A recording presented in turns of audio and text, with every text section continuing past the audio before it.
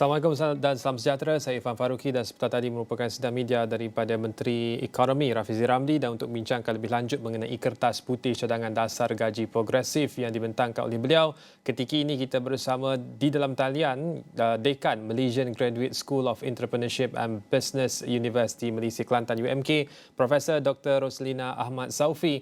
Prof, kita mulakan dahulu untuk mendapatkan komentar lanjut kerana ada beberapa persoalan besar yang harus kita teliti ketika ini, khususnya soal pelaksanaan, soal insentif dan bagaimanakah pilot project ini harus kita teliti untuk memastikan bahawa objektif itu tercapai. Tetapi selepas dari pembentangan kertas putih oleh Menteri Ekonomi, apakah pandangan awal Prof daripada dasar gaji progresif yang dibentangkan itu, Prof?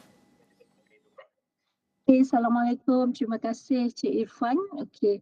So pandangan awal saya berkenaan dengan program gaji progresif ni ada dari dua sudut. So secara umumnya ataupun secara generalnya setelah saya mengamati kertas dasar putih itu tadi, sudah tentunya program gaji progresif ni mempunyai falsafah ataupun matlamat untuk meningkatkan kemahiran, meningkatkan produktiviti dan juga meningkatkan motivasi. Sebab bila ada peningkatan gaji yang secara progresif, secara sistematik dilaksanakan, seharusnya ia akan memotivasikan para individu di sana, terutamanya graduate, untuk terlibat dalam sektor pekerjaan. Dan seharusnya apabila mereka motivasi meningkat, seharusnya produktiviti juga meningkat. So timbal balik daripada produktiviti meningkat, seharusnya ia boleh menyumbang kepada skala ekonomi majikan itu sendiri dan juga kepada KDNK itu sendiri. So saya berpendapat bahawa gaji progresif ni boleh dianggap satu pendekatan yang baik, tetapi dari segi pelaksanaan dan mekanisme pelaksanaan juga harus diteliti dengan lebih baik. Itu pandangan awal saya. Ya, menyebut berkenaan dengan pelaksanaan, Prof, Yang Berhormat Rafizi Ramli menjelaskan secara ekstensif sebentar tadi bahawa program ini bukan semudah program subsidi upah sebelum ini. Subsidi diberikan kepada syarikat untuk disalurkan kepada pekerja-pekerja. Sebaliknya dalam dasar gaji progresif ini ditetapkan bukan sahaja insentif diberikan kepada sekian kumpulan penerima gaji, tapi juga mereka perlu melalui latihan yang ditetapkan oleh Jawatankuasa Dasar Gaji Progresif untuk memastikan bahawa mereka ini boleh meningkatkan produktiviti dan seterusnya melayakkan mereka untuk mendapatkan gaji yang lebih tinggi. Dalam hal ini, melihat kepada kompleksiti pelaksanaan program ini, adakah Prof yakin bahawa sekurang-kurangnya ia memberikan satu pendekatan yang baik untuk memulakan dasar gaji progresif ini? Okey, ini dari sudut saya akan jelaskan atau bagi pandangan daripada aspek yang kedua yang lebih spesifik, ya. Kalau dilihat semula, kita dengar tadi bila disebut tentang 3 sifat utama ataupun 3 ciri utama gaji progresif ni. Satunya dari segi sukarela. So majikan yang ingin terlibat dalam program gaji progresif ini perlu adalah secara sukarela. Keduanya dari segi bentuk insentif ataupun sokongan kepada pekerja itu tadi. Dan ketiganya, pekerja seharusnya mengikuti latihan itu tadi. So dengan 3 dasar ataupun 3 falsafah ini, so bagaimanakah mekanisme perlu diperhalusi dan perlu dilaksanakan? Okay. Di sini saya melihat kepada bahawa pelaksanaan bukan mudah. Apabila disebut kerana kita kena melihat, we have to be real, mengikut sektor industri dan juga sektor pekerjaan. So bila disebut tentang mereka yang majikan yang perlu terlibat dalam gaji progresif ini adalah syarikat-syarikat yang terdiri pada PMKS, ataupun micro, small, medium enterprises. Tapi kita kena ingat, dalam syarikat yang sederhana juga terdapat mereka ataupun sektor pekerjaan. Ini bila kita zoom into detail, sektor pekerjaan yang mungkin gajinya mereka adalah kurang daripada 2,000 itu tadi. So bagaimana persoalannya?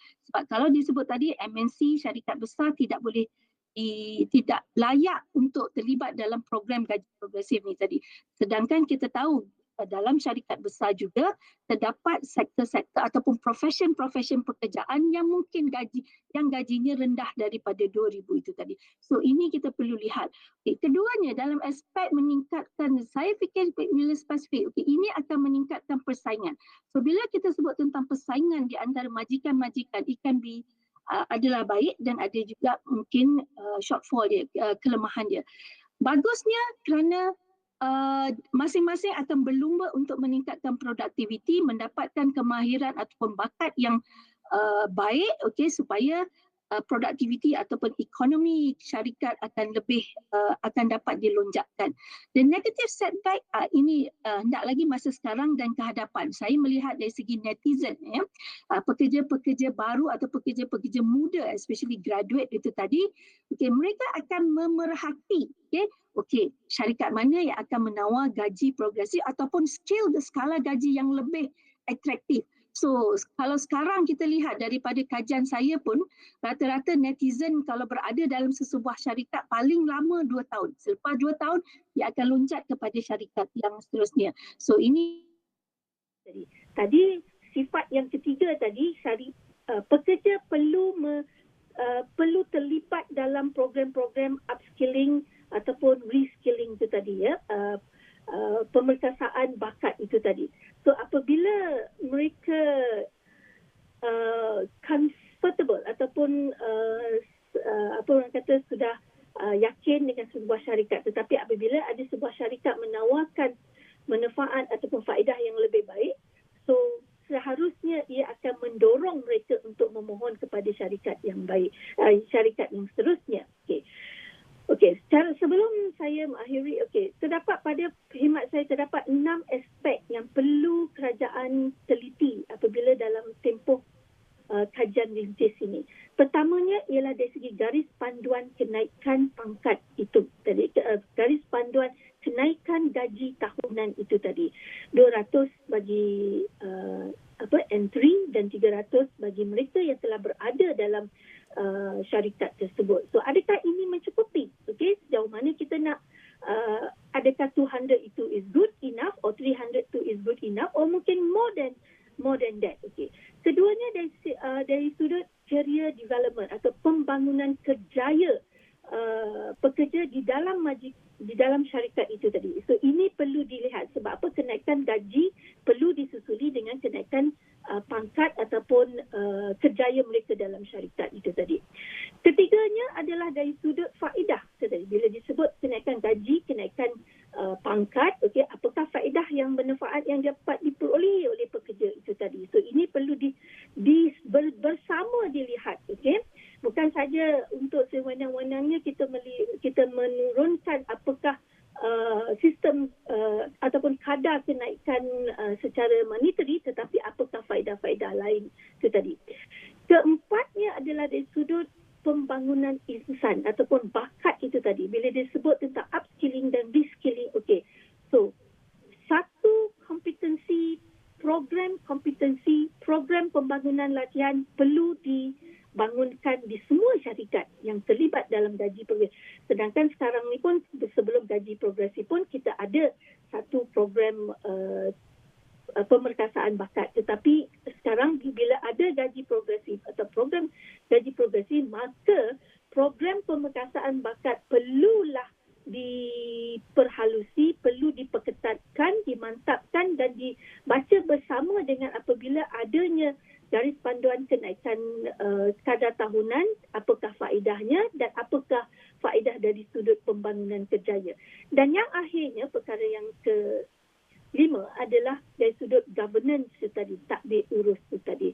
So tadbir urus ni kita tidak mengulangi kelemahan dari sudut pelaksanaan gaji minimum, tetapi kita hendak memastikan bahawa pelaksanaan gaji progresif ini adalah untuk to foster to foster keharmonian dalam pejabat ataupun dalam organisasi itu tadi.